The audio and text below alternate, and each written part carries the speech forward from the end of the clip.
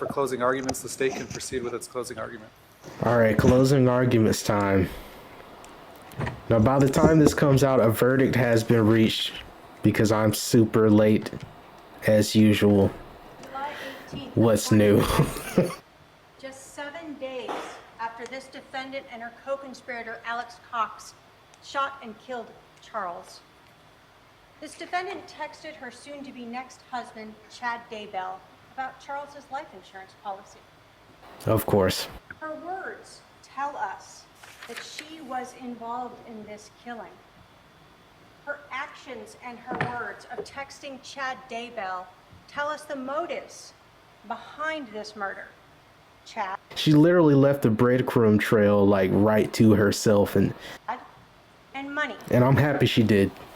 The morning of that 18th of July, Lori Vallow texted Chad and said, quote, "I just got the letter from the insurance company saying that I am not the beneficiary.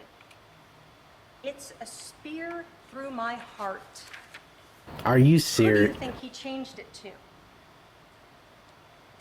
Later that day, after she spoke with the life insurance company, he sent Chad another text.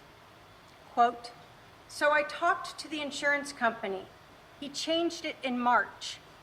Probably it was Ned before we got rid of him." Wherever Chad is, and people have told me Chad is on trial. I don't know if his trial is going on right now or if it's already wrapped up. Hopefully he is in the tiniest cell in the prison. Do you hear this? He was a part of it too. Chad was not only in on it, but he fed into the Ned and Nephi thing that they used to justify killing him. That's the thing. They were talking so much about just Alex and Lori. They're literally sitting here talking about it like this was just a normal Saturday afternoon or something. Like, even though I don't think this happened on a Saturday, but she executed her husband and now you guys are talking about how to get his money. Like, this is just crazy, man. Lori Vallow's words 7 days after Charles was shot and killed tells us that we was her and Alex killing Charles.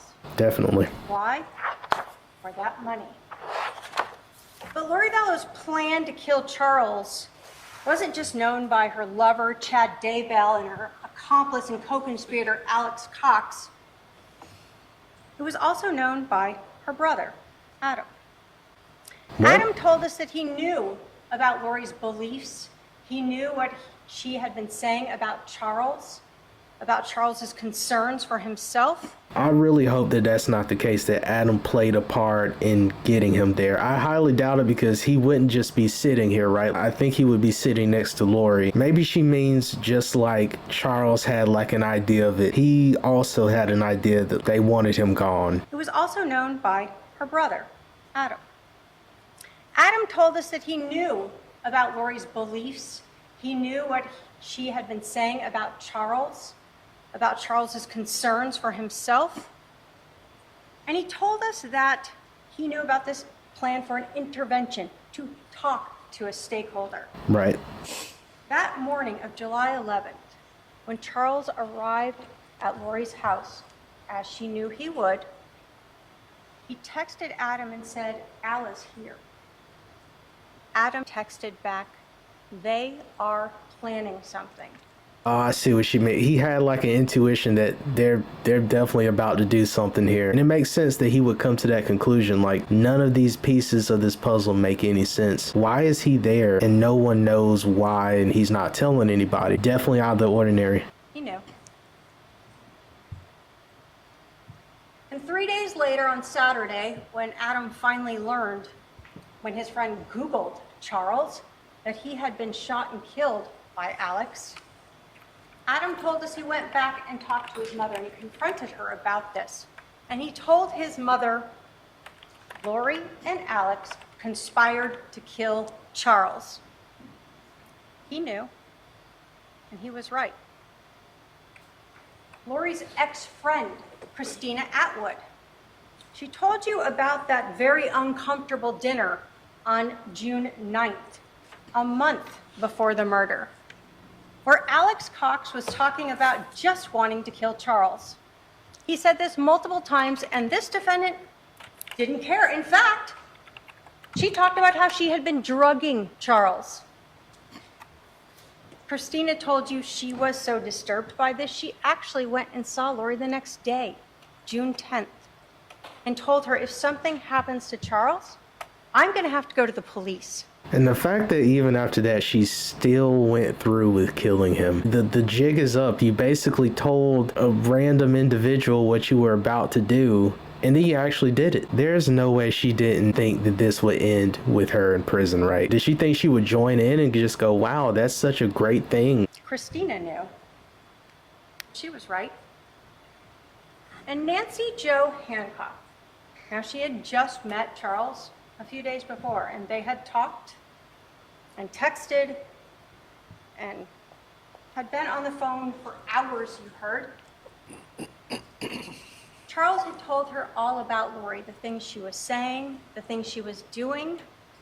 She told you that she knew that Charles was concerned for his own safety. And she understood the motive. She told Charles the night before, you probably should just tell Lori Right. that you've changed the beneficiary, that she's no longer going to get that money. Nancy Jo knew. Everyone saw it coming. She was right. Lori Vallow wanted the $1 million, and she wanted Chad Daybell. And she and Alex used that twisted religious beliefs they had so that they could kill the evil, possessed Charles and be like Nephi.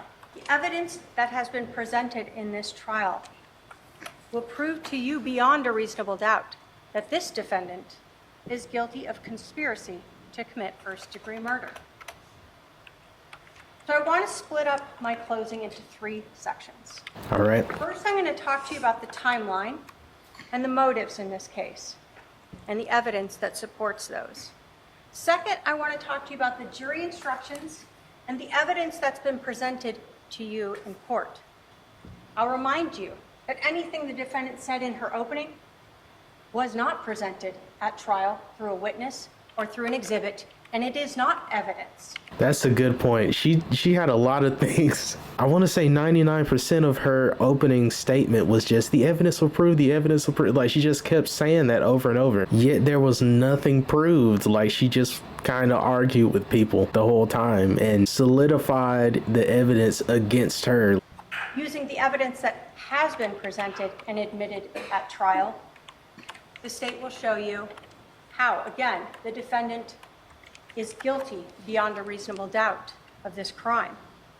And finally, I'm going to talk to you about those justification defenses, the excuses and the reasons why the defendant would like you to believe that they had a valid basis for shooting and killing Charles on July 11th.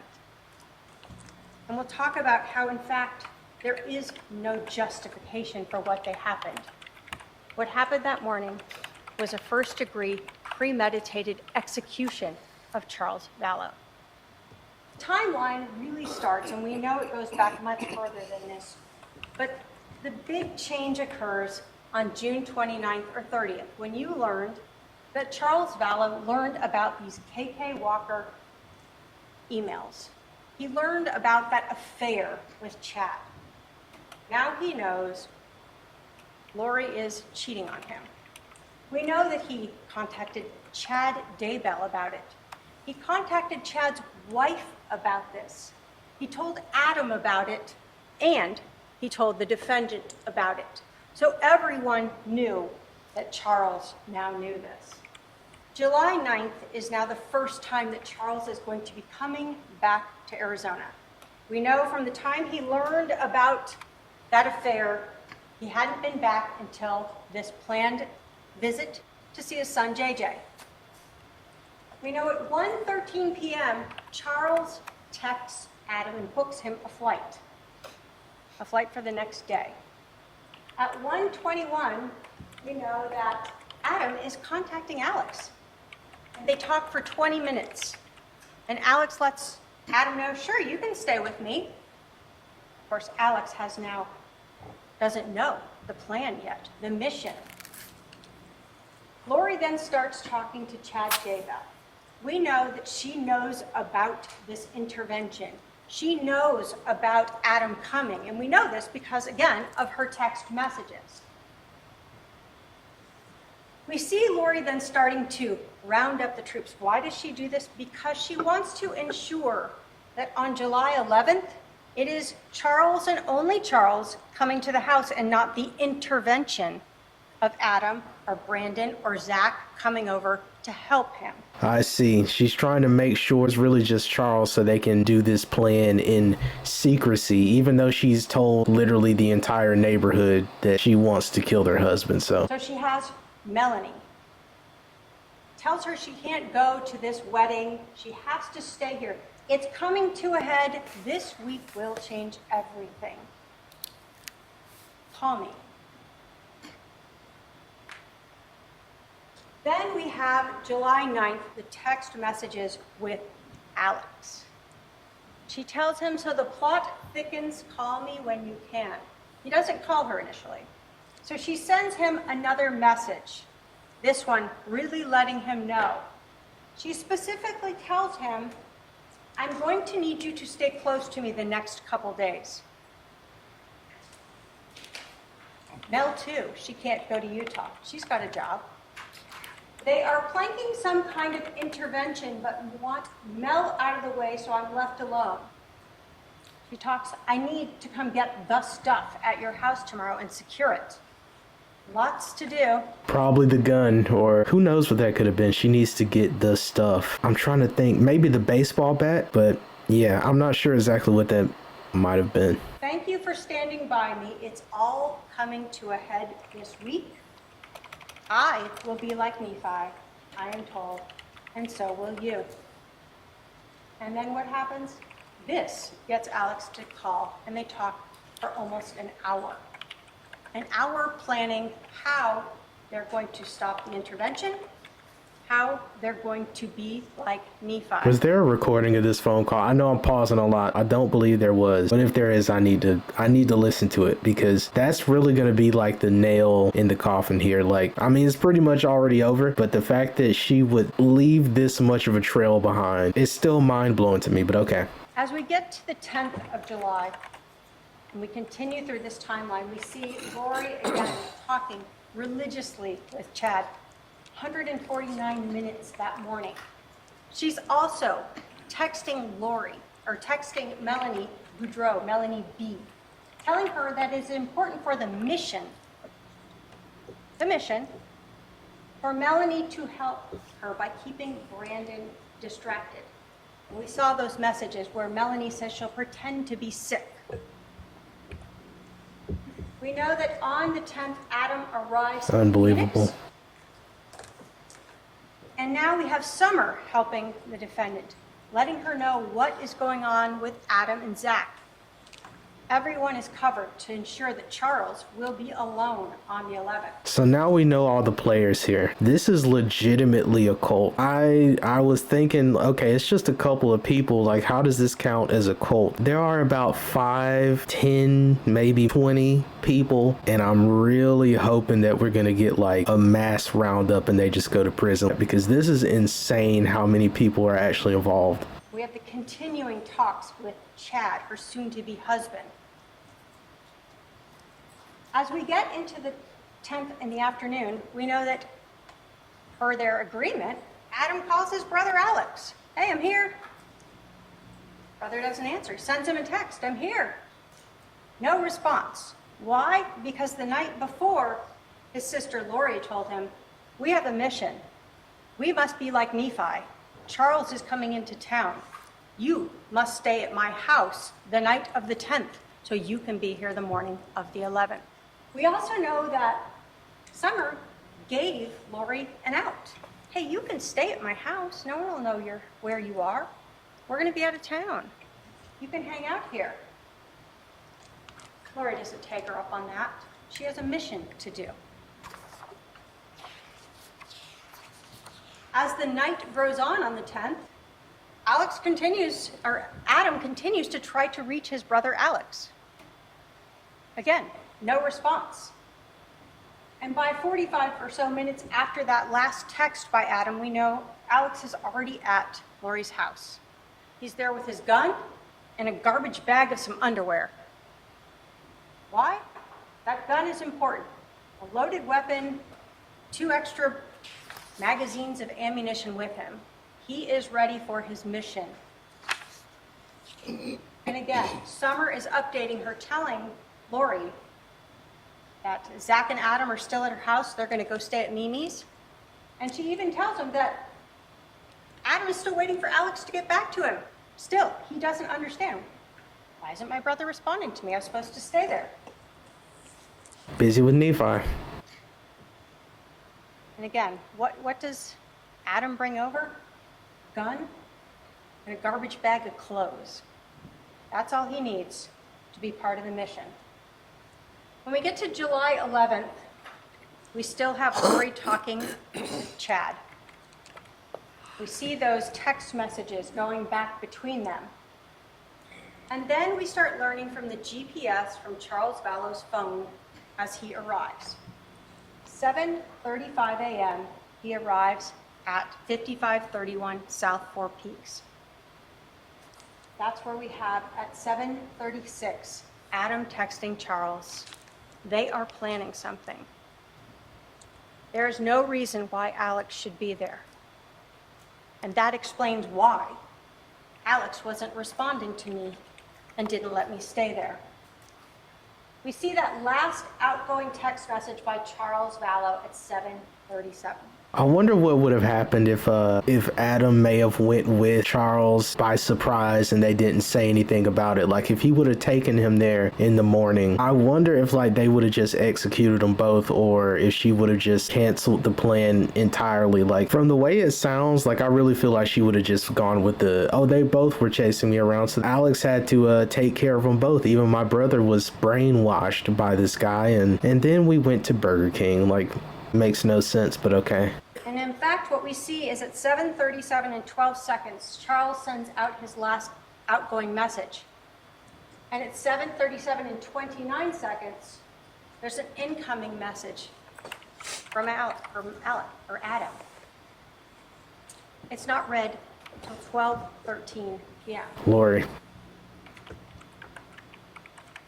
What becomes important here is in this timeline, how long is Charles at the residence here? You hear in her interview how she says it's so fast. Charles comes inside. He's angry. He's jerky. And she tells him, take JJ. Go get him Burger King. They get JJ out to But she took his phone. And then she holds onto the phone. And this argument erupts, and it's just so fast. But what we know is it's actually 12 minutes long. This is not a fast incident.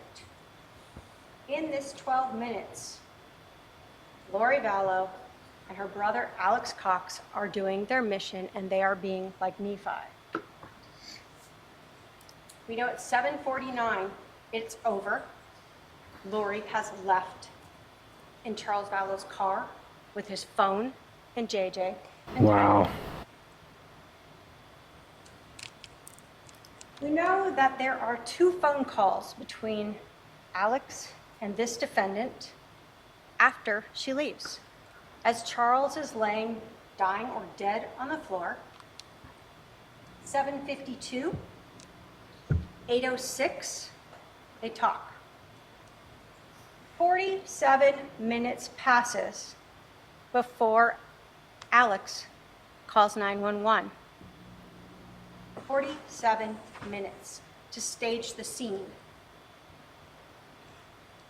The police are advised when they arrive that the shooting just occurred and that CPR was given. Why is that important? Because you heard even during the interviews the police were trying to figure out this timeline. Didn't make sense. At 8:48, almost an hour later, Lori Vallow returns. And then we see that around 9:40, she is being interviewed at the Family Advocacy Center. And even when she came back, right? When she came back, she was kind of just chuckling with the police officer. Like, none of her mannerisms made any sense at all. When she showed up to talk to the police officer, she was laughing about, oh, I hope this doesn't shock the neighbors or make a scene and the neighbors are concerned or something. And she starts laughing about that. Like, to see her crying in the opening statement and stuff is a completely different reaction from how she was within a 3-hour window of her husband being executed. Doesn't make any sense. But she just mentioned she wanted him out of the house, she wanted him gone. But why did you take his cell phone so he could stay there? She literally has never explained any of it. We know that Lori Vallow has Charles's phone that entire afternoon. You saw the PowerPoint from Detective Werther showing that her phone by about 12:36 is already her phone, Alex's phone, and Charles's phone are all in the area of Alex's house out in Sandham. You see on her records that she again calls Chad Daybell. We see that Detective Enclan calls her and leaves her a message. They don't leave immediately because what do we know? We know at 2:13, Alex is taking photos of Adam's or flight reservations from Charles's phone. Not screenshots, but photos of the phone. At 2:18, Lori Vallow, who has not told Charles's kids, his family, about his murder, is calling the mortuary. A little bit after that, they still haven't left. She's calling Chad again. And then by 3:11, we know that Charles's phone, through the GPS data, is back at 5531 South Four Peaks. And when asked about it, the defendant entirely handed over and provide the PIN. They have no problem on how to get into it. They've already looked through it. They don't need it anymore. Absolutely ridiculous. So did they stay in that house after that happened? I can't remember. I think she said they got a hotel or something. But what probably happened, they went back to try to stage some more evidence or something. But it's just the fact that they went back to the house, because this entire thing, she framed it as like it was so traumatizing. And how are you back there within a 24-hour window? You're back at the place where this event happened. You would be traumatized to see the spot where his body was laying. There's no problem there for her. That evening, Lori and Chad are talking all night. You can look through the exhibits and see the multiple calls of them discussing. These aren't calls to Charles's family. They're not calls to his kids. They're talking with her lover, her soon-to-be husband, Chad Daybell. So let's talk about the motives of this case. Money. We see that from the text messages and the anger that you see through them when she learns that that's been changed and she's not going to get it. Chad Daybell. We didn't go through those text messages, but you can look at them. They are already very romantically involved by the time that Charles is murdered. And it's clear that Chad knows exactly what's going on because he's asking her about the car, about the insurance. All of those things Chad knows. And then there's that religious belief system. The zombies, the Z's, the possessed evil spirits. And her being like Nephi.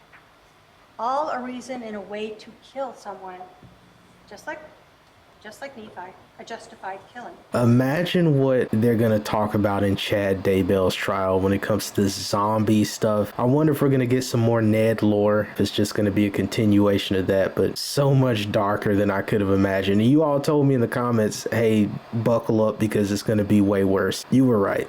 There's that first call when we talk about money motive. To Banner Life Insurance.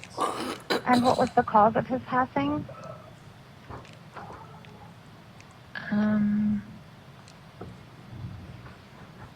Well, he was shot. Okay, so I don't know how I want to put that.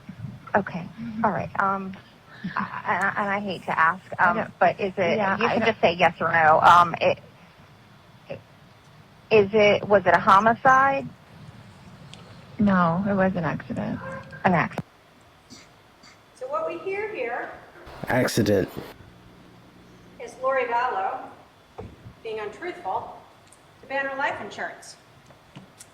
We'll talk about credibility later, but it becomes very relevant that even in the smallest of things, this defendant exaggerates, minimizes, and is completely untruthful to Oh my various goodness, people. that's true. I thought it was self-defense. It had to happen, right? Like, that is so insane. Did she think that this could not be traced? She's just doing stuff. She was just doing stuff. I wonder if she was shocked when she realized, like, what? I'm gonna be at a trial for this? This is happening to me right now? Like, I wish that I want to look at the interrogation and stuff like that. We're gonna check this out.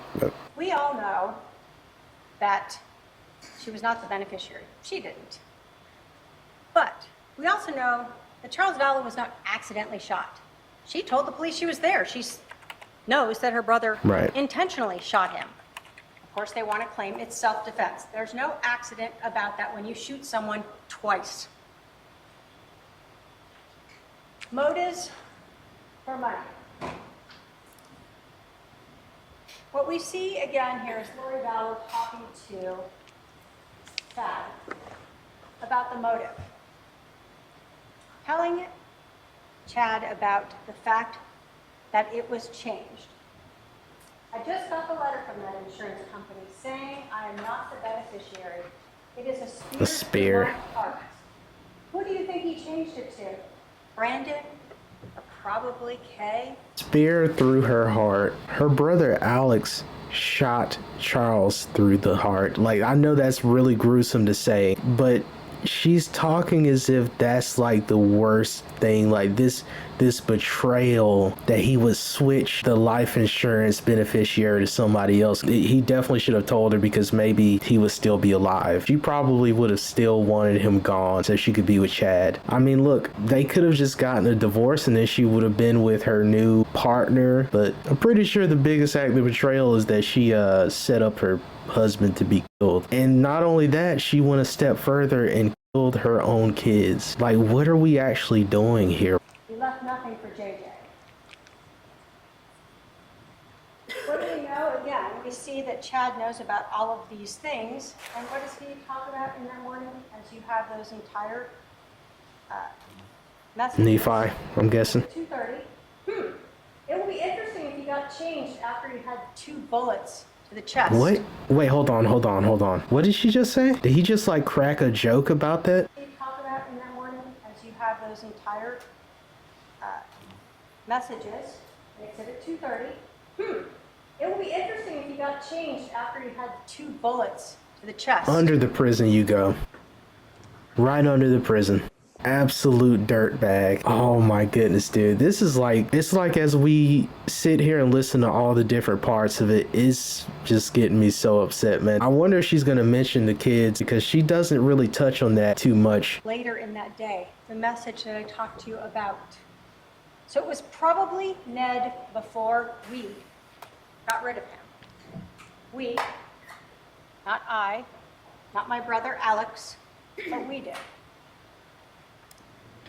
And then the other thing in this text message that is of importance is the fact that Lori Vallow knew a month before she went to Social Security how much money she was already going to get for the death of Charles.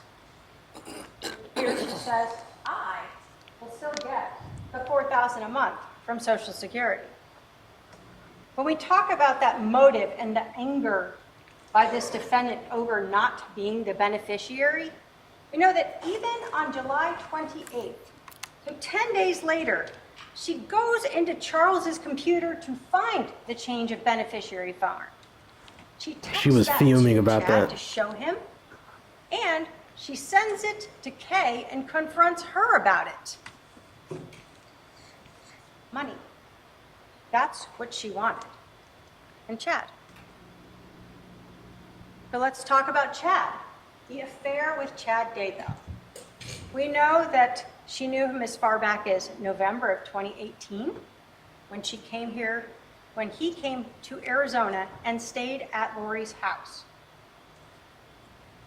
You were told by Detective Duncan that there were recordings on her Lori for Style iCloud account of Chad Daybell here in Arizona for that Preparing the People conference. You also heard that in the Lolly Time, the later account that was created later, that in March of 2019, there were screenshots of flights to Idaho and back to Arizona with both Lori Vallow and Chad Daybell. This is during that time when she disappeared and Charles was taking care of JJ, and she's off flying to Hawaii and Idaho, living the good life with her soon-to-be husband. And then, of course, we know that come November 5th, she actually marries Chad Daybell. I wish we could see Lori's facial expressions while some of this stuff is being said. I really wish there was a camera pointed at her. I got a feeling she's making some faces right now. That KK Walker email address. This was that June 29th. Big change. What do we know? That on April 21st, she created that account. She used her own phone number in creating it. And then she sent messages to Chad Daybell, brother Daybell. We have that exhibit. She pretends to be Karen Walker and invites him to Houston, because that's where she is at that time. She offers to use Charles's money to fly him out there, and that he can stay at the house with her and her husband. In June of 2019, we see that Lori again uses that same account. But this time she pretends to be Charles and invites Chad out to Arizona to help him with a book.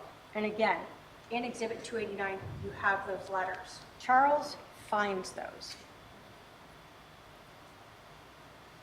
And he lets everyone know he did. And he confronts Tammy, lets her know. Confronts Chad, lets him know. And he certainly lets the defendant know that he knows. And now the jig is up. Right. We see in these text messages that were recovered from the iCloud accounts, whether they're under the Bubby context or under the Melanie 2 contact, this relationship between Lori and Chad. If you want to read the story, it kind of mimics them meeting in November, hooking up in hotels, and discussing their love for each other. When we are talking about a motive and a person who wants money and who has not worked for 13 years, who has had her husband pay for her homes, her phones, her cars, allowing her to go to the temple and work out and go to lunch and restaurants, this is a big change in life if she loses all of this. But if she gets $1 million, it's not so big of a difference, along with that Social Security she'll be getting. And then obviously we know that once Charles was out of the way, Lori and Chad were able to get married. But what about those religious beliefs? Everyone that Lori knew, who she expressed them to, told you that they were not in line with the Church of Latter-day Saints. Everyone told you that she said things like she didn't need to repent, she didn't need forgiveness, she could do whatever she wanted now, that she was in a celestial state, translated. Her brother's reaction to that was hilarious. He's just mentioned, like, I've never heard of it on Earth. Like, where does this stuff come from? So, did Chad give her all of this, like, the Ned stuff, and, like, did he put that in her mind? Because how did she just come out of the blue with their zombies? Like, it sounded as if she had some of that already going on, but then Chad just amplified it by, like, 1,000. Then Nephi came into place. She is spiritually and physically changing, that she's above the priesthood, that she knew who was dark and evil. You saw those text messages both about Charles and heard from people, as well as about Brandon and Zach and Adam. People who were helping Charles were also dark or Z's. And ultimately, what did we learn? That she associated herself with Nephi, a prophet, a holy man, who was justified and asked by God to kill Laban because he was an evil, wicked king. who had the tablets that God wanted him to go get. Lori was just like that. She was justified in her killing. We heard from her brother, Adam, that their relationship had ended when she told him some things about her beliefs that he disagreed with. That she was turning into that celestial state, that she didn't need to eat, that she had more authority than the priesthood. Yes. You yourself personally, were you aware of Lori having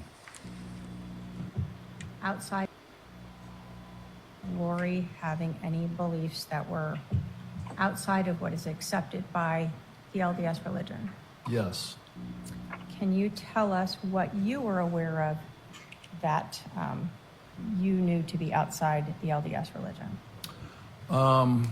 Lori told me that she was in the process of translating from a mortal human being to an immortal human being, a celestial state. That's something that the LDS religion supports? I haven't heard of it that it's happened here on Earth yet. Serena Sharp told us about, again, the not repenting and Lori changing physically and spiritually. Members of the LDS Church? Yes. During this time, did Lori ever tell you things about her beliefs that seemed to go against what you understood or what you were taught through the LDS Church? Yes. Did Lori ever tell you that she did not need to repent? Yes, she did. During this weekend, did Lori talk to you about her husband, Charles Vallow, being possessed? Yes, she did. What do you recall about her talking about her husband being possessed? I recall that she spoke about her husband being possessed by an evil spirit, and she named the evil spirit. Do you recall what the name was? Yes. What was it? It was Ned. N-E-D? There it is. N-E-D. And isn't it amazing? I keep saying this. She does not mention Ned in her argument. Like, isn't it incredible how the threat of being put in prison for the remainder of her life has somehow shocked her out of this, and she's like fully aware now. She's trying to say things that people would consider normal, but she's not mentioning Ned. So she understands that we don't consider this normal, which means this was all just made up for her to justify. I've said it a million times. I don't know why I keep repeating myself, but Now, crazy. Serena Sharp was someone who met Lori in November, texted or talked with her for a while, and then was invited to that girls' weekend. One of the jury instructions you're looking at, and we'll talk about more, though, is the credibility of a witness. Serena Sharp has no dog in this fight. She knew Lori for a little while. She was invited to, I'll call it the inner circle. The defendant told her some things that went against her religious beliefs, and she said pretty much after that the defendant stopped talking to her. Now, how do we Just know like she's Adam. being truthful? Well, we see Ned in lots of text messages. This just helps tell us that this is something Lori was telling lots of people, that her husband is possessed by this evil spirit, Ned. It's almost like she was trying to get as many people to agree with her as possible. She wanted a bunch of people to say, yeah, that's completely justified. You should get rid of your husband, like he should be executed. And then as soon as somebody didn't echo her thoughts, she immediately cut them off. Even her own brother, like her own flesh and blood. She's just telling the entire town that she's going to do this. And we learn later that, like Nephi, she can get rid of him. Do you recall Lori Vallow telling you that her husband Charles was no longer Charles, that he was now this possessed person? Yes. When Lori was talking to you about Ned, was she explaining that this evil spirit was now in the body of her husband? I don't know if she used those exact terms, but that was the impression I got, yes. So the word she used expressed to you that idea that this evil spirit Ned was now in her husband's body. Yes. The other thing that Serena Sharp told us was Lori using that term zombie. You remember how upset the defendant got by her saying that. But again, why would Serena make up any of this? She has no reason to. What she recalls is that that is a term that this defendant used when speaking of people like her husband who were possessed by these evil spirits. We heard from Christina Atwood as well, the same concept that Lori Vallow repeatedly would say. Did she tell you, as well as the other women who were at this meeting in February, that her husband was possessed? Yes. So it wasn't just you in a private conversation. Correct. She was open about it. Yes. So again, we see this ongoing timing of Just telling Trae Vallow everybody. talking of her evil, dark husband, who she later is authorized under her religion to get rid of. We know as well from Christina Atwood that there is a progression of these beliefs becoming more deviated from the LDS religion as she is meeting with her between February and June when she finally hears those words. From the time you started meeting with these gatherings in February through to June, did you start to see sort of a progression of things that Lori was telling you that seemed outside of your faith? Yes. Did she make statements to you that you believed went against your religion? Yes. Did she at any point tell you that she did not need to repent anymore? Yes. What is that meaningful to you in your religion? We believe that every single person outside of Jesus Christ has reason to repent. And you see this time frame up above, February to June of 2019. This is like within the time range where she met Chad. So it's pretty much being confirmed. Chad is like feeding her this stuff and she is just trying to get everybody on board. And if they're not, she just cuts them off. Other than Lori Vallow, Jeez. according to her words to multiple people. So let's take all of this, the motives and this timeline now, and talk about some of the jury instructions and all the evidence that supports proof beyond a reasonable doubt that this defendant is guilty. I want to start with talking to you about direct and circumstantial evidence. You have a jury instruction that tells you that evidence may be direct or circumstantial, that direct evidence is the testimony of what a witness saw, heard, or otherwise sensed, and circumstantial evidence is proof of a fact or facts from which you may find another fact. You're told the law makes no distinction between direct and circumstantial evidence. And this is relevant. The witnesses have often been questioned. Did you see, hear, or do that? Right. What you are told is you can actually use circumstantial evidence to convict anyone. But let me give you an example of this. Imagine you are sitting on a beach. Just you, it's quiet. Off to your right, there's some rocks and you can't see around that. While you're sitting there, a person walks by, you watch them walk by and they go around the rocks and you can't see them anymore. And then someone runs up 5 minutes later and they say, hey, did you see someone come by here? You say, well, yeah, I saw them walk that way. That is direct evidence. You saw it. Now imagine you're on that same beach and it's completely empty. You close your eyes for 5 minutes. Just relax. Before you closed your eyes, the beach was completely pristine. And when you open them up, now you see footprints. You can see the toes facing off to your right, the heels, and you see them go all the way around the rocks there. Somebody, again, runs up 5 minutes later and they say, hey, did someone come by here? And you go, well, I mean, I didn't see them, but they must have gone by in the last 5 minutes because you can see their footprints. They went that way. That is circumstantial evidence. signs. That's a good example. You can infer from that that someone went by and where they went. Right. The burden of proof. The state has the burden of proof, as we absolutely should. So let's talk a little bit about what it is and what it is not. You're told that the burden of proof is proof beyond a reasonable doubt. And the instruction tells you that that leaves you firmly convinced in the defendant's guilt. You're told there are very few things in this world that we know with absolute certainty.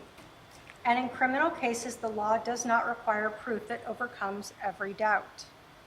If, based on your consideration of the evidence, you are firmly convinced that the defendant is guilty of the crime charged, you must find him or her guilty.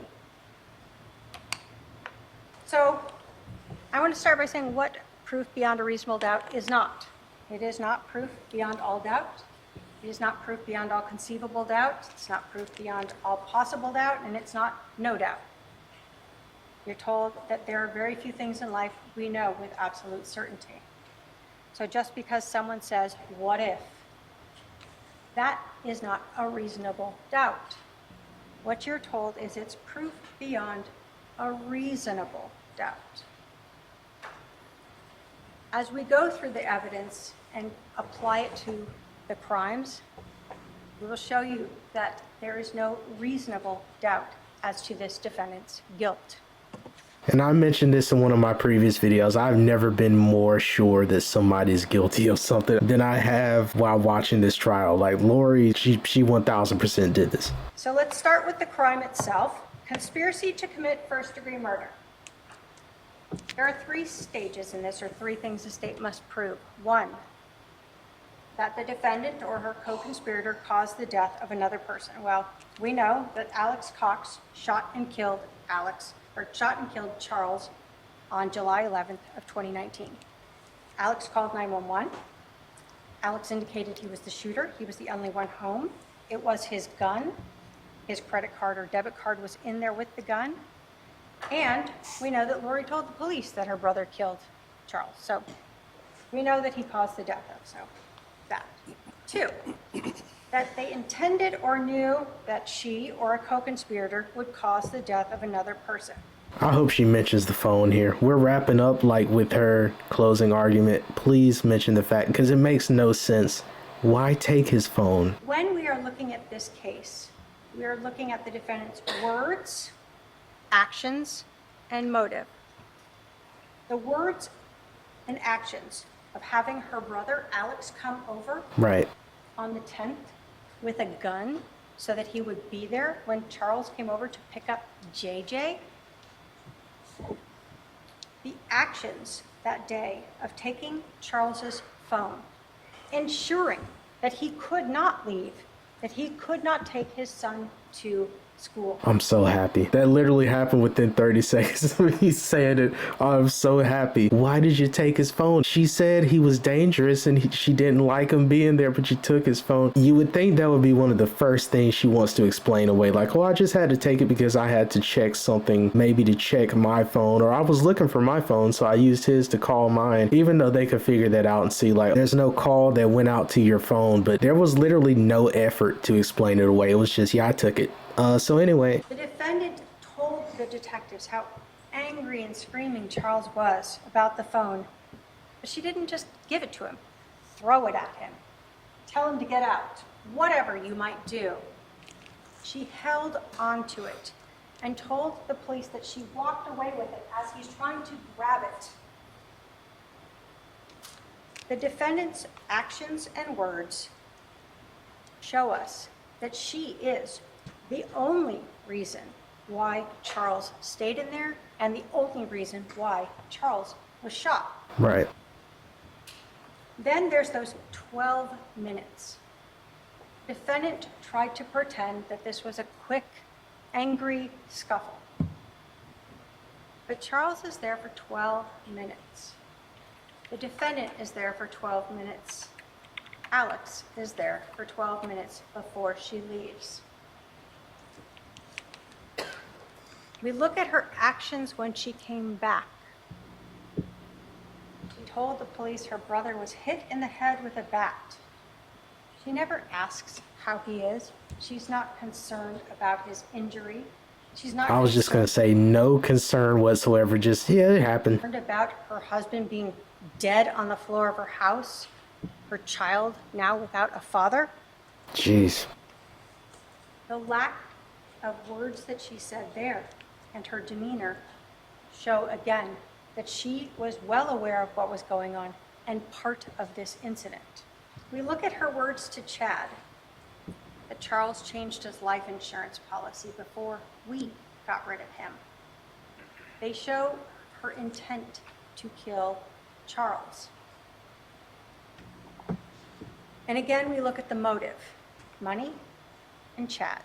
When did this happen? The first time Charles came back into town after he found out about the affair. Okay, so apparently that was the end of the prosecution's closing argument, and now let's hear what Lori has to say. Now, hers is only 16 minutes. What could she really say other than, yeah, I just wanted Nephi? Like, you might as well just say it at this point. Why are you still pretending as if this was just an accident? But okay. Ladies and gentlemen of the jury, the state of Arizona has the 100% burden of proving that I committed a crime, a grievous crime, conspiracy to commit premeditated murder of my husband, Charles Vallow. The state has the burden of proving to you that this event was not self-defense. In your jury instruction under the instruction, use of force and crime prevention, the last line reads, if the state fails to carry this burden, then you must find the defendant not guilty. In the law, under your jury instruction titled Justification for Defense of a Third Party, the last line reads, if the state fails to carry this burden, you must find the defendant not guilty. Under your jury instruction... She's kind of begging for a not guilty sentence right now. It's like she's just begging them. You just might as well go that route. Like, titled Justification for Self-Defense, the last line reads, if the state fails to carry this burden, you must find the defendant not guilty. In your jury instruction, under presumption of innocence, it states, the law does not require the defendant to prove innocence. Every defendant is presumed by law to be innocent. Under the burden of proof, it explains that the state's burden is this. Proof beyond a reasonable doubt is proof that leaves you firmly convinced of the defendant's guilt. If, on the other hand, you think there's a real possibility that he is not guilty, you must give him the benefit of the doubt and find him not guilty. Lori, you haven't said anything to create even a bit of doubt. That's the part that she doesn't seem to understand. You created no doubt, Lori. You have only confirmed with everything that you've said here that you 1,000,000,000% did this. In Arizona, self-defense is defined as not being a crime. So let's look at what we've learned in this trial. We learned that a shooting occurred and that 911 was called, that law enforcement was notified. We learned that fire, EMS, and Chandler police arrived at the scene. We learned that my brother, Alex Cox, came out of the house with his hands up as directed by 911 and was questioned by the police in the driveway. We learned that I came up with my daughter Tylee, and we were told to wait by the car until police would speak with us. We learned from Detective Inklin on the stand that we asked for Tylee's medication from the house for her panic attacks, but it was not given to her. We learned that eventually my brother Alex was taken in a police car to the Chandler Police Department uncuffed.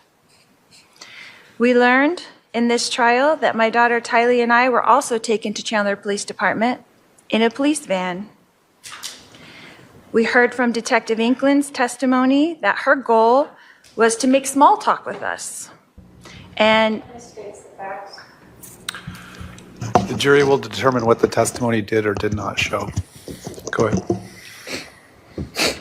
that her goal was to make the small talk with us and all the way to the station so she could speak with us separately before we would talk about what actually happened. We learned that all three of us were separated and taken to 3 interview rooms, where we each told police of the events of the day, each from our own perspectives, and answered all questions asked of us. We saw snippets of that interview in the trial here.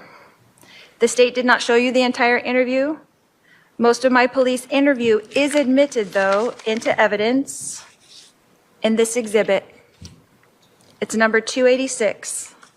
And I would encourage you to watch that entire interview when you start your deliberations. It is important. It is important for you to determine for yourselves my demeanor and not listen to anyone else. You can see it with your own eyes and hear it with your own ears.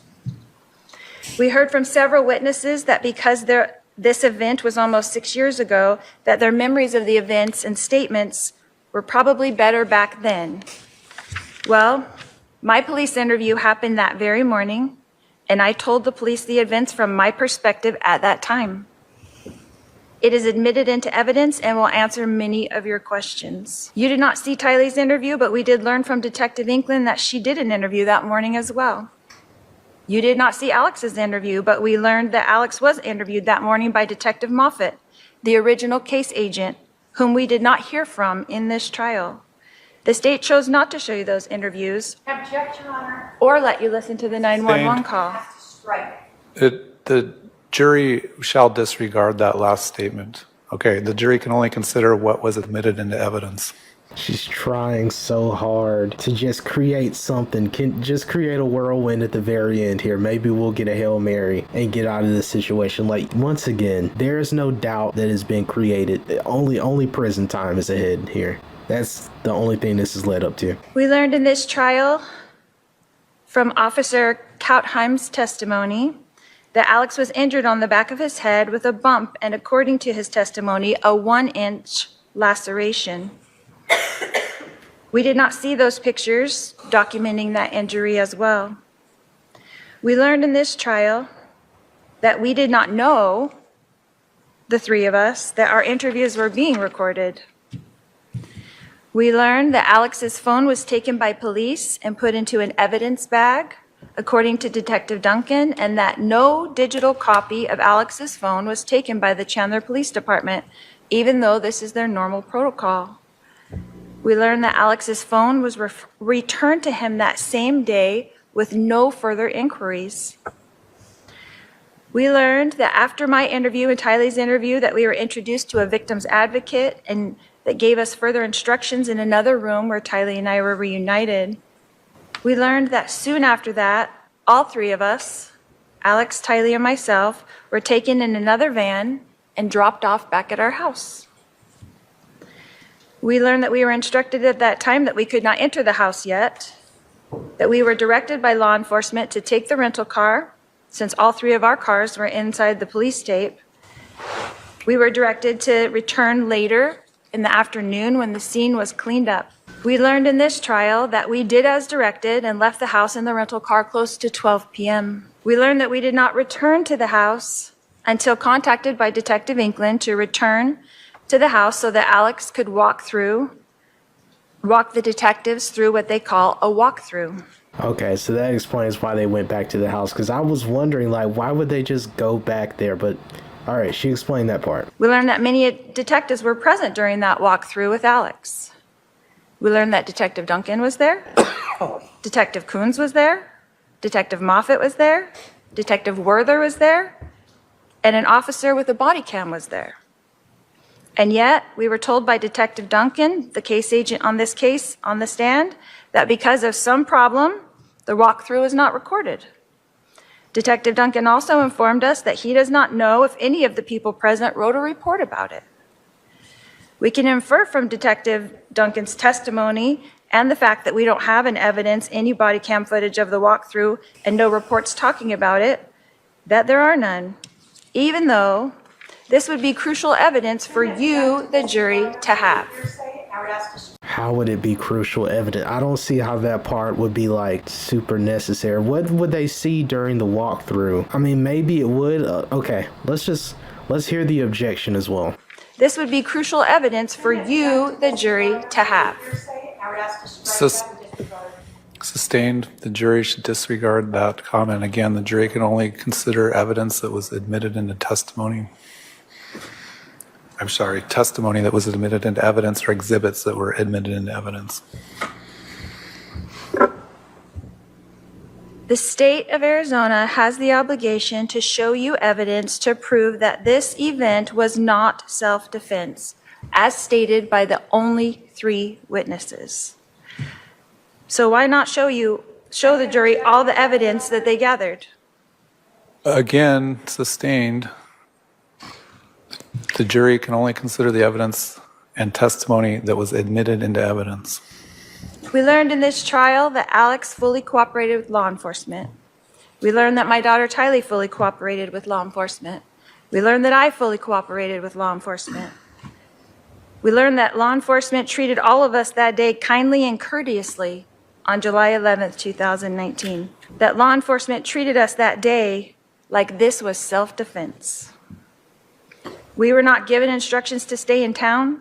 We were not given instructions that we were under investigation of any kind. How would they know before the investigation even occurred that you just executed your husband, innocent until proven guilty, and go based on what they've learned from you? Okay. On July 11th, 2019, we were interviewed by Chandler Police and released with no further instructions. We learned that Chandler Police put out a press release that day on July 11th. I'll sustain that objection to the extent the jury is to determine what the facts did or did not establish. Under Arizona law, I had the right to self-defense. Tylee had the right to self-defense. Alex had the right to self-defense. This event was not planned or expected. It was shocking. We learned in this trial that Chandler Police Department neglected to do a thorough investigation. We learned that they did not swab Alex's hands for gunpowder residue. We learned that they did not swab my hands for gunpowder residue.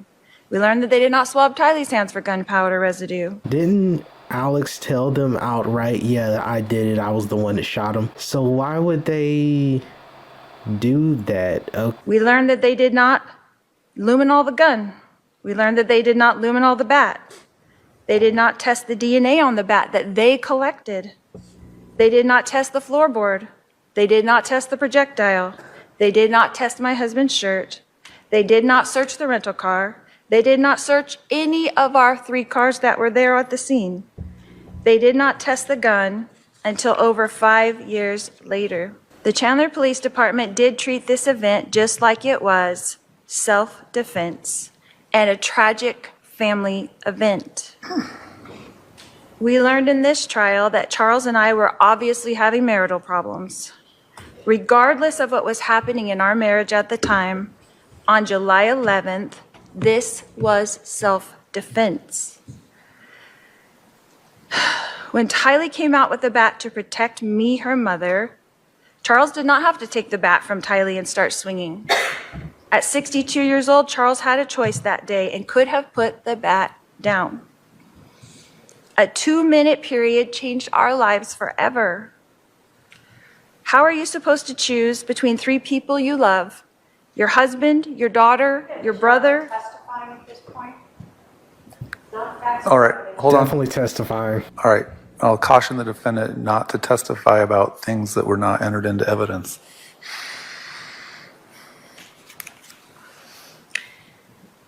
How can you decide for another person if they feel threatened? Why does the state want to blame to someone? It's a reasonable person standard, not the standard of the person. I'm sure you'll point that out in rebuttal. I'll allow the argument as that inference. Go ahead. She's trying to move the goalpost for self-defense and say, how can you say what makes me scared? What? Why does the state want to blame someone for this tragic event? What evidence did the state show you in this trial that I wanted harm to come to my husband? We learned in this trial that I was praying for my husband. We learned in this trial that even though my husband and I were having marital issues, that we were both trying to do the best things for our son with special needs, JJ. We learned in this trial that I was shocked that Charles had changed his life insurance policy, but I was not angry as the state alleges. In the phone call we heard from the insurance company, we heard that I was disappointed for our children, our grown children, as well as our children still at home, but I was not angry. My husband Charles was providing for our children still at home. I had no motive to change that. What about the text messages? And she's testifying again. She's doing it once again. We heard a lot in this trial about the Book of Mormon prophet named Nephi. Here we go. This is the state's evidence to murder over self-defense, and it is utterly ridiculous. Wow.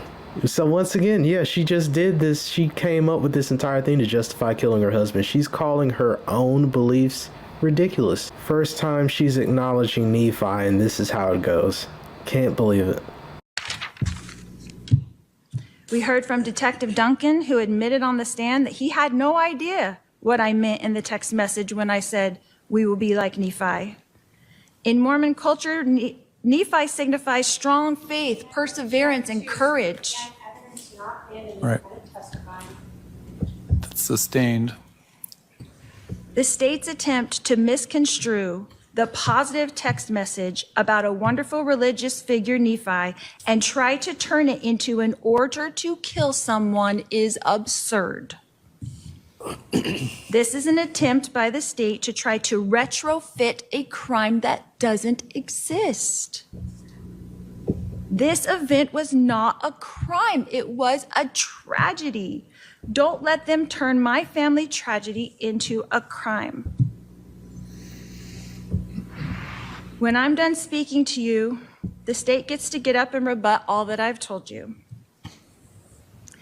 They've got to have the last word, so to speak, because it is 100% their burden to prove to you that I committed a crime.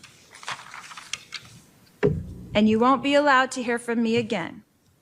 So I want you to remember that it is the state's job to prove to you that I committed a crime. And if you have not seen the evidence that leaves you firmly convinced that I have committed this very crime, then the state failed to show you the evidence that you need. Because I did not commit this crime. The only interview the state entered into evidence is mine. So I encourage you to go watch it. I told you just what happened that day, just the way it happened. The state put forth a bunch of evidence in this trial in an effort to make you dislike me, to try to attack my character, so that you would just say guilty no matter what evidence they showed you. But only you get to decide. The state put up witnesses that had zero knowledge of a conspiracy. The state did not show you evidence of an agreement to commit murder. Only people with first-hand accounts of her saying that, yeah, we need to kill that guy. We definitely need to do it. Even her brother saying it. It's just that. Nothing much other than that. They showed you evidence of a family tragedy, and then they showed you the sad effects of a family torn apart because of that tragedy. That's all. That was rough. I mean, for some reason, she thought just forcefully saying I didn't do it is gonna apparently make everything that we learned non-existent. All right, here we go. The Prosecutor's coming execution back up. of Charles Vallow is not a family tragedy. There is nothing that you can say about shooting a man as he lay on the ground that you can try to construe in any way to make that a family tragedy. This case is about the defendant, not Alex Cox. Alex is involved in it because that is her co-conspirator. We are not here to determine his guilt, albeit it is quite obvious. True. This defendant wants you to just look at one piece, and she wants you to hope that there's only a person who will say, I heard the conspiracy. But what did you hear in every instruction is that you can look to other evidence to show that. This defendant wants you to forget about her words and pretend that when she told her lover, her soon-to-be husband, we got rid of him, that he changed the life insurance before we got rid of him. This is exactly what I mean. And she pretty much said it. She wants us to focus on just like one part, or just, she wants us to just take her word for how things went. It's crazy that she's even still trying that angle of just take my word for it. And, you know, we complied with the police, so doesn't that count for something? Not really. That somehow means what? That they killed him. And he changed his life insurance before they killed him. What does that tell you? That tells you motive, and that tells you who did it. This defendant is one of those we, because she's writing it. She wants you to pretend that when she is talking about Charles for months, acquiescing and agreeing to her brother killing him, having people tell her that it's wrong, having people know that they're planning for something, that those words don't mean exactly what they are. We got rid of him, this defendant. The state, of course, has the burden, and that's how it should be. But every one of those justification defenses falls short when you look at the conspiracy itself. When they got rid of him, they did it by planning it. Right. There is no reason that Alex Cox came over to this defendant's house with a loaded gun and waited for Charles to come inside, held there by this defendant using the cell phone. That is conspiracy. That is planning. That is premeditated. You can absolutely watch that whole video. That's why the state included that for you. What you're going to see is that Lori Vallow doesn't cry. She is not truthful, as we've gone through. Her timeline is absolutely wrong. She tells the detectives it's quick, it's 12 minutes. She wants you to believe that the police could understand all of this that day. But what did you hear? Is that all the police could tell initially was that the timeline was off. Right. And then they started learning that the physical evidence seemed to be showing that Charles was executed on the floor, but they needed to see if the medical examiner agreed with them 2 days later. This pretty much confirms what I said, that she looked at no true crime content or like documentaries or anything. The fact that she just thought as soon as they arrived, they didn't say, hey, it looks like you set up your husband here. No, they have to do an investigation and then they determine that. But of course, they're not just going to immediately jump to it because they don't have all of the evidence in that moment. Jeez. And then they needed to pull all those iCloud accounts, phone records, and go through terabytes of data to bring forth these things that you have now learned and hold. They interviewed these people who learned of the defendant's religious beliefs, that she was exalted, that she was celestial being, that she didn't have to repent. Of course she thought she was Nephi. We learned that the physical evidence on Charles and at the scene show us that he was executed. Are we going to get a front? And every single one of those defenses that the defendant has asked you to look at, the state has met its burden. Because I wish we had a camera view that was right, that's aiming right at Lori. But maybe she's going to be like shaking her head or something. It's a reason they turned the camera to her. even if you somehow believe that Charles actually had that bat and it wasn't staged like the rest of the scene with the shoes and the lack of blood there, that second shot is not justified for self-defense, crime prevention, or third-party defense. Arizona law does not allow you to execute a man on the ground. The defendant wants you to believe she was shocked and surprised by this, and yet she goes wandering around, goes to Burger King, Walgreens, drops off her kid, comes back and jokes about her neighbors. Right. Not one action of a person shocked, surprised. She wants you to feel bad for her daughter, Tylee. You saw her there. You heard from the detectives. She's also not shocked, crying, upset, worried. And you saw Alex. Same demeanor. Why? They've had 47 minutes to work it all out. Go through Charles's phone, figure out what they're going to say. They've talked on the phone twice in this time period. So this pretty much confirms the daughter was in on. I was wondering this whole time because Lori killed her daughter, so we're not going to be able to really know what she knew. I mean, maybe I'm wrong. Maybe I didn't see like all the parts, but just based on that, like them showing up and it's like, oh, it's just an ordinary day. It kind of sounds as if they were just happy that their plan worked out, so to speak. This case relies upon all of the investigation that the police did.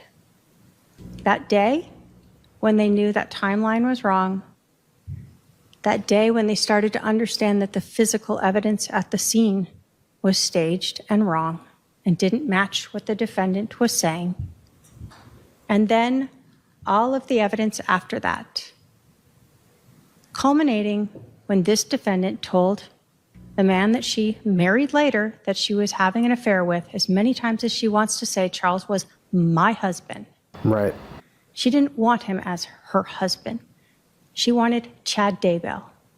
She wanted that life insurance policy, and yes, she was angry about it.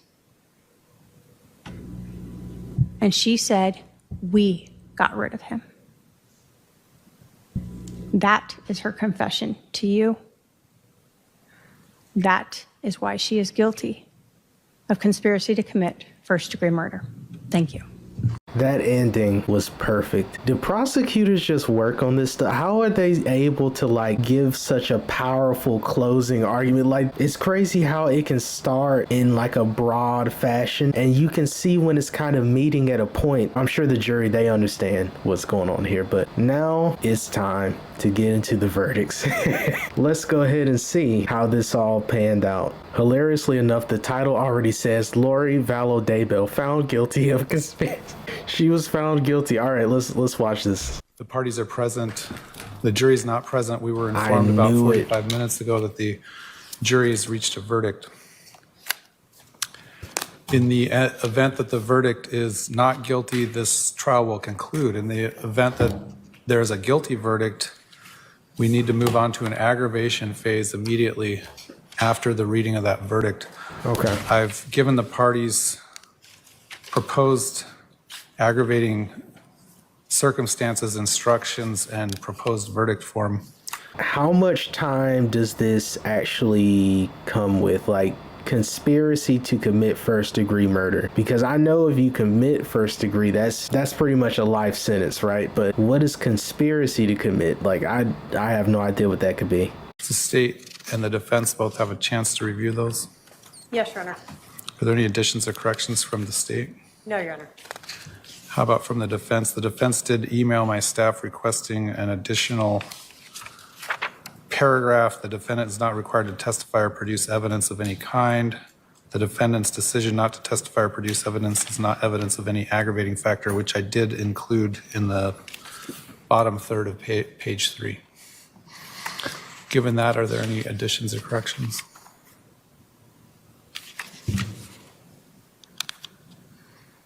I just want to say the person that was sitting next to her is no longer there. I think they found out what's about to happen and just kind of bailed. No, Your Honor. Are either the state or the defense requesting any other additional instructions? No, Your Honor. If there's an aggravation phase, does the state plan on introducing any testimony or exhibits? Testimony, I believe, likely from 2 family members, we will limit it. I don't plan on doing openings, just presenting testimony and then argument. All right. Would the defense anticipate presenting any evidence? Your Honor, can we just stipulate to that? I mean, the statute says there's only one punishment for this crime. What is this? Why is there an aggravation phase for this specific count? Much like the guilty verdict, the jury in Arizona has to find whether or not there's any aggravating circumstances. In addition, the jury would still need to find that if it's a guilty verdict, whether or not it's a dangerous offense. Until it's found as a dangerous offense, that sentence that you're talking about wouldn't be triggered. So I think we need to have an aggravation phase regardless. An aggravation phase. So does that mean there's going to be another trial? So it's not like fully over then, right? Oh man, okay, give me 1 second. In criminal trials, an aggravation phase, or sometimes referred to as the sentencing phase, occurs after a defendant has been convicted of a crime. During this phase, the prosecution presents evidence and arguments to justify a more severe sentence, while the defense argues for a lighter penalty. So is Lori mad that that has to happen or something? Like, what is she saying right now? Do you not? Or maybe she's saying she wants to do it right now. I don't know. But okay, so that's basically just the sentencing. So would you plan on presenting any testimony or evidence in the aggravation phase if there is an aggravation phase? No, but could I just stipulate to it or not? That's my question. You can stipulate to aggravation and you can stipulate to whether or not it's a dangerous offense, but I think you should probably wait until we read the verdict to do that. So I guess it will, depending on what the verdict is, we may take another break. If there is an aggravation phase, are your witnesses here yet? No, they are not here yet, Your Honor. The next of kin are, from my understanding, about 5 minutes out. All right, we'll wait a few more minutes before we take that verdict. Please let me know when we're ready to come out. All right, back on the record, State of Arizona versus Lori Daybell, CR 2021-001-704. Here we are. The parties are present. I'm going to have my staff go ahead and line up the jury to wait in the hallway for a minute. I'm trying to see, okay, the person next to Laura is back. They came back.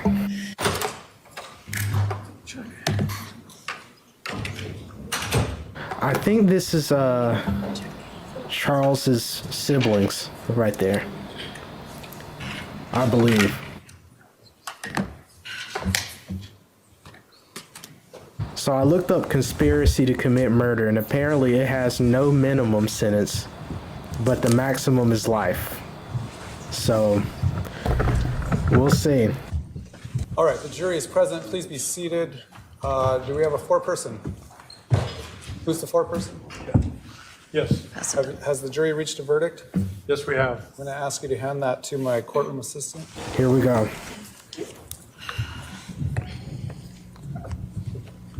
Why is there no camera facing Lori? I thought I'll about ask doing the clerk to read and record the verdict. In the Superior Court of the State of Arizona in and for the County of Maricopa, State of Arizona versus Lori Daybell, CR 2021-001704-001, verdict count 1.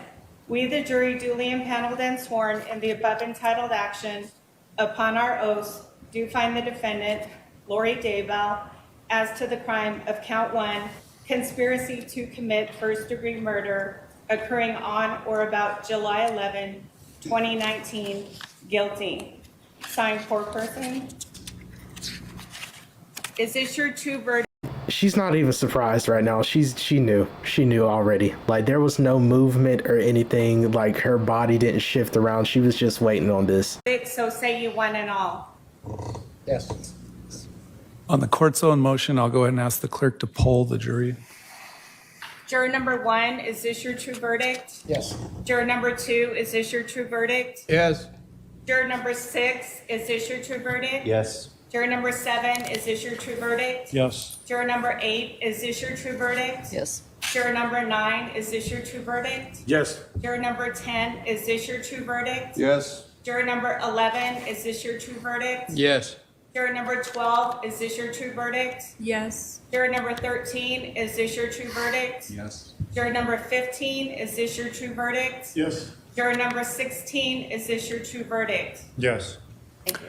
All right, I'm going to ask the jury to return. Evil spirits, the lot of them. That's all Lori's thinking. They're all evil spirits. In all seriousness, great job. They did an amazing job. This was a really sad case. Like this was so much worse than I even knew. But man, I'm glad that they made the right decision in the end. Tired of the jury room for just about 2 minutes. I need to discuss something with the parties before we determine whether you're done or not. So the admonition still applies. Please go to the jury room for a few minutes. All right, to the jury. Now I wonder, is Lori gonna have a calm discussion or is she gonna just be furious? Please be seated. The Okay, jury is no we're already longer back. present. I'll ask the defendant, you indicated earlier perhaps a willingness to stipulate to aggravating factors. Is that something you want to do, or do we want to go through this aggravation phase? I'm willing to stipulate to it, Your Honor. All that it is the dangerous phase. Is that correct?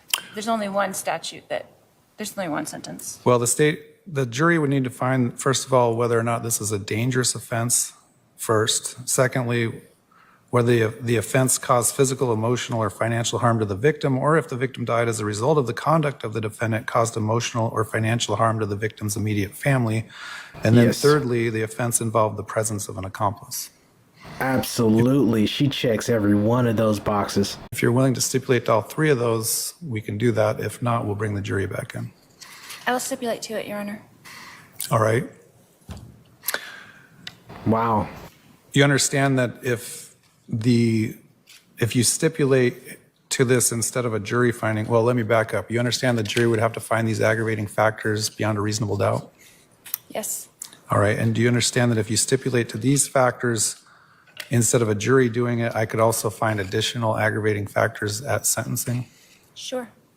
Has anyone forced you or threatened you in any way to get you to stipulate to these factors? No. Has anyone promised you anything to get you to stipulate to these factors? No.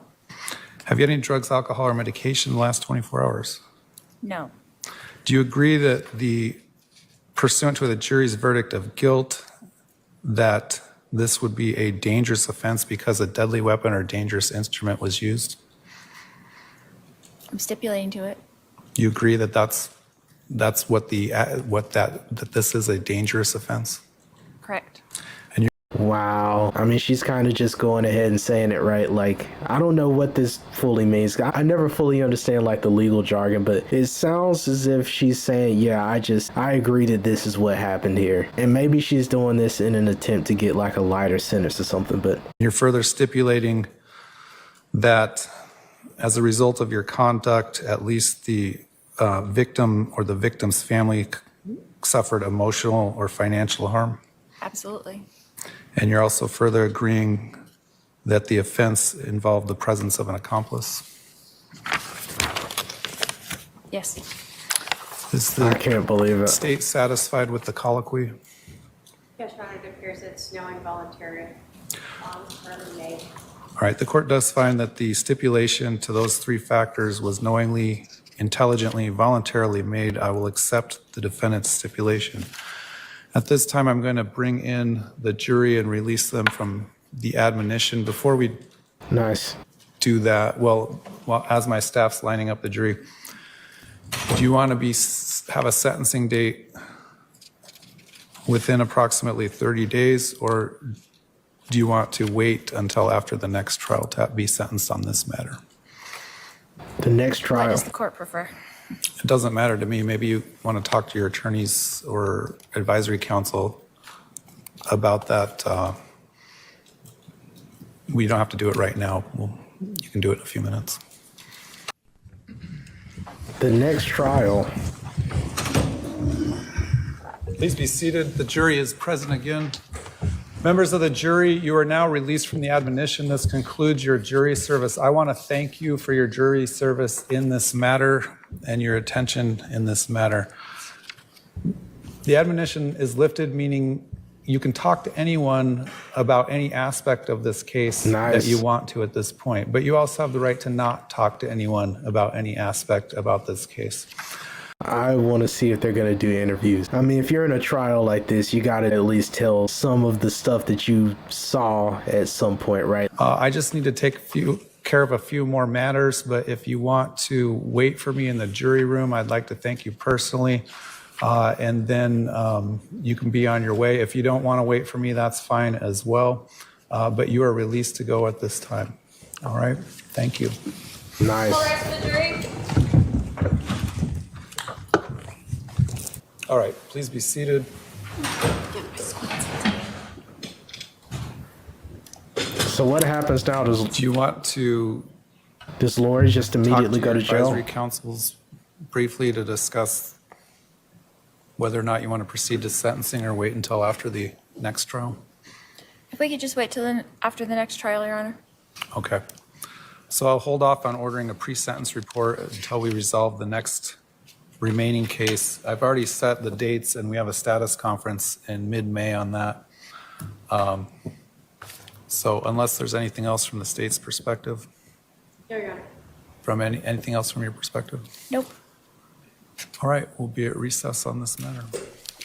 So wait, did she not immediately just go to jail? Okay, I guess not. They're just recessed apparently, but so there's gonna be another trial. Let me look this up really quick. Okay, Vallow Daybell is scheduled to go on trial again in early June, accused in a plot to kill Brandon Boudreaux, the ex-husband of Vallow Daybell's niece. What do you even say to that? Like, she has no issue whatsoever with just killing her family members and killing people and putting stuff in their food. Like, this is just who she is. I'm so glad that she was found guilty. Hopefully this comes with a life sentence because it is very much deserved. It's a life sentence that she's clearly worked hard to earn. I want to say thank you all so much. I know all of this is coming out very late. I've been busy with work, but I finally got around to it. It's just going to take me a little minute to edit this, but it's all going to come out. Thank you to all the new people that have joined along too. I saw we got some new subs that joined for this trial, so I really appreciate it. And if you enjoyed the video, please like, share, and subscribe. Hope you did something good for somebody today. Hope somebody did something good for you, and